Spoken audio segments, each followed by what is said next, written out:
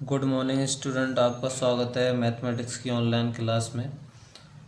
हमारा चैप्टर चल रहा था यूक्लिड की ज्यामिति का परिचय। इसके लिए कुछ वर्क हमने होमवर्क दिया था स्टूडेंट्स को, जो उन्हें घर से पढ़ना था।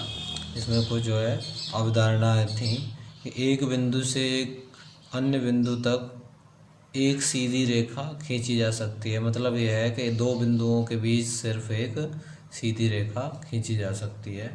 इसका ये इसी में पॉइंट है, दिए हुए दो भिन्न बिंदुओं से होकर एक अद्वितीय रेखा खींची जा सकती है। तो दो भिन्न बिंदु दे रखे हैं, अगर एक बिंदु यहाँ P है, दूसरा Q है, तो एक ही रेखा उनसे खींच सकते हैं। इस तरह हम आकृति में यहाँ देख सकते हैं, यहाँ बिंदु P है और ये Q है। इसी क्रम में अगला अवधारणा है, एक शांत रेखा को अनिश्चित रूप से बढ़ाया जा सकता है। ये कोई शांत रेखा आप देख रहे हो A और B, तो इसको इधर A की तरफ इधर B की तरफ, है ना, अनंत तक इसको बढ़ाया जा सकता है अनिश्चित रूप से। अब इसी में अवधारणा 3 है, किसी को केंद्र मानकर किसी त्रिज्या से एक वृत्त खींचा जा सकता है। मतलब किसी बिंदु को एक केंद्र मान के कहीं भी जो है तो एक त्रिज्या से केवल एक ही वृत्त खींचा जा सकता है। किसी त्रिज्या से, कि फिक्स जो है त्रिज्या लेके सभी समकोण एक दूसरे के क्या होते हैं, बराबर होते हैं। सभी समकोण, तो इनको स्टूडेंट्स जो है नोट करेंगे और याद भी करेंगे। ऐसे यदि एक सीधी रेखा दो सीधी रेखाओं पर गिरकर अपने एक ही ओर दो अंतः कोण इस प्रकार बनाए कि इन दोनों कोणों का योग मिलकर दो समकोण हो। जिस तरह से कोण 1 और ये कोण 2 है, इन दोनों का योग क्या हो, दो समकोण के बराबर हो, तो वे दोनों सीधी रेखा अनिश्चित रूप से बढ़ाए जाने पर उसी ओर मिलती हैं जिस ओर यह योग दो समकोण से कम होता है। जैसे अगर दो समकोण से कम हुआ, तो जैसे यहाँ पे इसका और इसका योग जो है, जैसे दो समकोण से बड़ा है तो ये नहीं काटेंगे। अगर इनका ये कम है, कोण 1 धन कोण 2, ये दो समकोण से कम है, तो इसी दिशा में बढ़ाने पर ये आगे चल के एक दूसरे को क्रॉस कर देंगे। इसी तरह इसके बहुत सारे पॉइंट्स हैं, इनको स्टूडेंट्स पढ़ेंगे।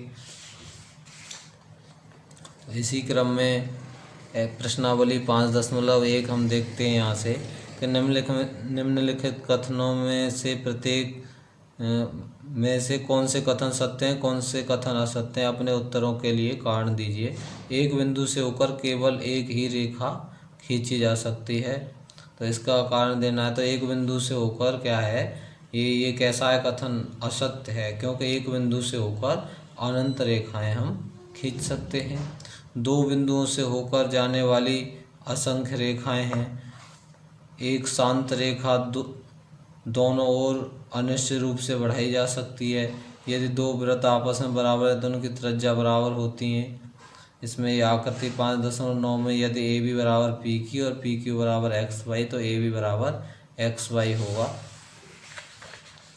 इस तरह से ये दिया हुआ है जो है, ए बी बराबर पी क्यू के, पी क्यू बराबर एक्स वाई, तो ए बी बराबर एक्स वाई।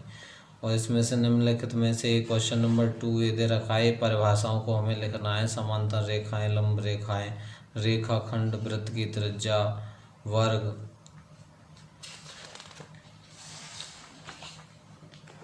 तो एक्सरसाइज 5.1 में हम देखेंगे।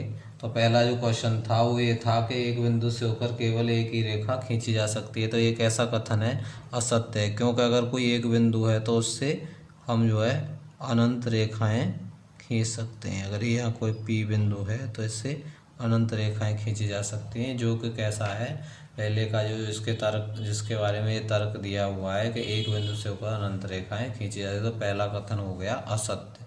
और दूसरा क्या था, दो भिन्न बिंदुओं से होकर जाने वाली असंख्य रेखाएं, ये आपका अवधारणा में भी पढ़ा था, क्योंकि एक अद्वितीय रेखा ही खींची जा सकती है दो बिंदुओं के बीच। ये बिंदु P है और ये Q है, तो ये भी कैसा हुआ, असत्य।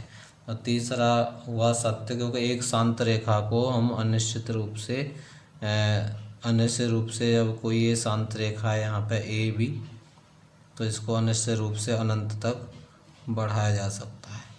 तो ये भी कथन कैसा हुआ आपका, ये सत्य हुआ। ये तो कहा है उसने है इसमें, एक शांत रेखा दोनों ओर अनिश्चित रूप से बढ़ाई जा सकती है, कथन कैसा, सत्य। और चौथा था, यदि दो वृत्त बराबर हैं तो उनकी त्रिज्याएं बराबर होती हैं, तो ये क्या हो गया, सत्य हो गया, क्योंकि बराबर त्रिज्याओं से बराबर वृत्त खींचा जा सकता है। और क्वेश्चन नंबर 5 में भी 3 रेखाएं अलग अलग दे रखी थी। इस तरह से 3 रेखाएं दी हुई हैं अलग अलग, ए बी, पी क्यू और एक्स वाई।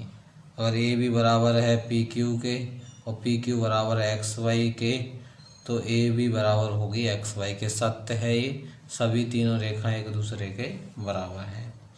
इसके बाद आता है डेफिनेशन लिखनी है क्वेश्चन नंबर 2 में। समांतर रेखाएं वे रेखाएं समांतर कहलाती हैं जो एक दूसरे को कभी नहीं मिलती और उनके बीच की दूरी सदैव कैसी रहती है, समान।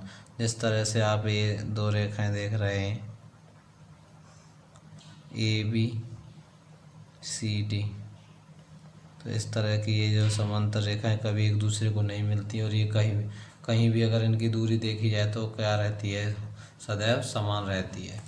इसके बाद लंब रेखाएं, 2 रेखाएं एक दूसरे पर इस प्रकार खड़ी रहती हैं कि उनके बीच का कोण एक समकोण होता है, तो क्या ऐसी रेखाएं क्या कहलाती हैं, लंब रेखाएं। जिस तरह से एक रेखा इस तरह ये पड़ी हुई है, एक इस पर ये खड़ी हुई है यहाँ से, तो ये वाला कोण 90 डिग्री। अगर इस तरह की जो रेखाएं हैं एक दूसरे पर इसका खड़ी रहती है, उनके कोण कैसा हो, समकोण हो, तो क्या कहलाती हैं, लंब रेखा कहलाती। इसके बाद आता है रेखाखंड। जिस रेखा के 2 अंत बिंदु हों उसे क्या कहते हैं, रेखाखंड। तो रेखाखंड क्या होता है, उसकी लंबाई क्या होती है, फिक्स होती है। उसके अंत बिंदु आपको दिए हुए होते हैं, जैसे ए बी बराबर, जैसे इसके कोई भी जो 5 सेंटीमीटर 6 सेंटीमीटर इस तरह अगर फिक्स होता है, ऐसी रेखा जिसके 2 अंत बिंदु दे रखे हैं तो उसे रेखाखंड कहते हैं। वृत्त की त्रिज्या, केंद्र और परिधि के बीच की दूरी को वृत्त की त्रिज्या कहते हैं। जिस तरह से ये वृत्त है, ये क्या हुआ, इसकी परिधि हुई, परिधि, और यहाँ पे क्या हुआ, केंद्र हुआ, केंद्र। तो केंद्र और परिधि के जो बीच की दूरी होगी ये, जैसे मान के चलो केंद्र ओ है, यहाँ पे कोई बिंदु पी है इस पे, तो ये जो ओ पी जो हो गई, ये जो है ये इसकी क्या हुई, त्रिज्या। तो वृत्त के केंद्र और परिधि के बीच की दूरी को क्या कहते हैं, त्रिज्या। अब इसके बाद आती है बात, वर्ग क्या होता है। वर्ग जो है वह बंधाकृति है जो है, जिसकी चारों भुजाएं कैसी हो, आपस में बराबर हों, और प्रत्येक कोण कैसा होना चाहिए, समकोण होना चाहिए, 90 का हो। जैसे ए बी सी डी, ये सब ए बी बराबर बी सी बराबर सी डी बराबर डी ए, और ये प्रत्येक कोण कैसा हो, आपस में बराबर हो। शेष क्वेश्चनों को स्टूडेंट खुद सॉल्व करने की कोशिश करेंगे। Thank you.